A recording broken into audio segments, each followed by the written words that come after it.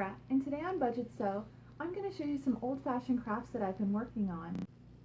Let's start with spool knitting. This is my spool knitter. It's also known as a French knitter. My dad hammered 4 finishing nails into an old wooden spool of thread, and I used some remnant yarn to keep this project super inexpensive. Spool knitting creates a super long knitted tube that can be crafted into something else. Maybe I could make it into a rug or some pot holders, or maybe I might be able to use it for trim for a jacket. The next craft that I've been working on is knitting. As mentioned in previous videos, I've been teaching myself how to knit, and I've pretty much mastered the basic knit stitch, but I've been working on purling and switching between the 2 stitches. As you can see here, I'm learning.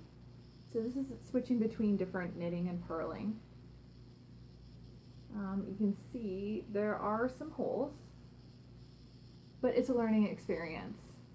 So my next project is to make a hat to go with the infinity scarf that I knitted last winter.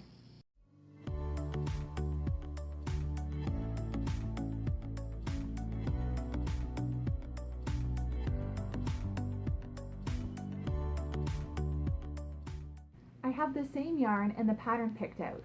I'm going to knit this hat here, which is Broken Bars. It's in book 2 of Celebrity Slouchy Beanies. Another craft that I've tried is macrame. So macrame is the art of making something from knots tied in cords. It's the placement and the type of the knot that creates the design and shape. So this is a hanging plant holder that I made. You can see the different types of knots. It goes all the way down here.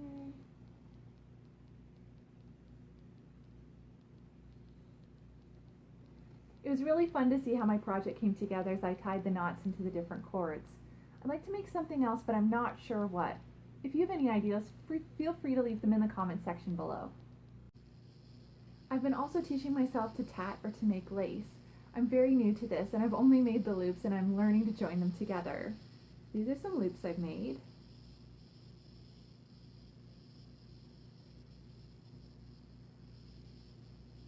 I have other attempts here. Some are smaller, tighter, some have bigger loops. That one didn't quite join up, but this one's really small. Here's another single loop that I made. So there are 2 ways to actually make lace. The first one that I'm learning is using a long needle. So these loops are made with this needle here. The second way is to use a shuttle, and I'm going to teach myself both methods and then see which is the easiest. One day I'd love to be able to make a doily. The next old-fashioned craft is needle felting.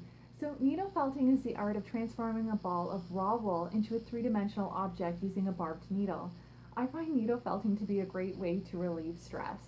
To do this craft, you have to stab the ball of wool repeatedly with the barbed needle in order to create a shape like a toadstool, for example. The repeated motion agitates the wool, which makes the fibers bond together to create a solid fabric. This is a needle felted woodland scene that I created.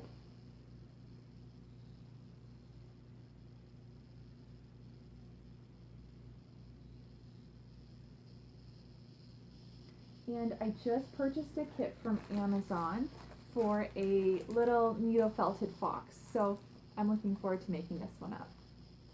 Lino printing is another great craft I've tried.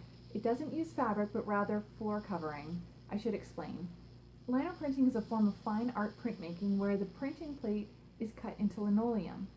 My first attempt at lino cutting was Christmas cards. So this is one of my Christmas cards.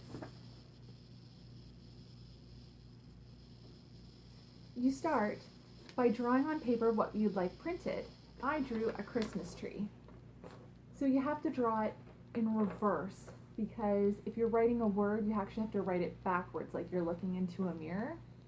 And you need to remember that when you're drawing, that whatever you draw down will not be covered by ink.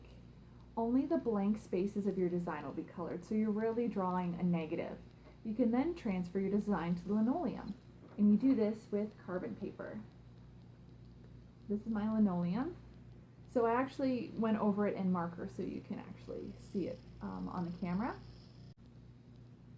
Next, you use lino cutting tools to carve out your design. They're pretty sharp, so you have to carve away from you. So you can see here they're somewhat grooved. They're sharp, so they actually carve out quite a bit of linoleum. They have to be sharp to be able to do that. This one's a little bit wider, so your groove will be wider.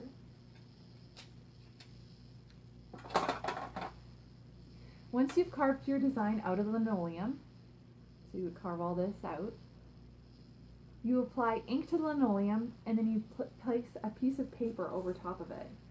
So for example, my Christmas card. So you've got your ink down, you apply your paper, and you're doing this on a flat surface. Then you apply pressure manually, or you can put it through a printing press. The design is then transferred from the linoleum to the paper.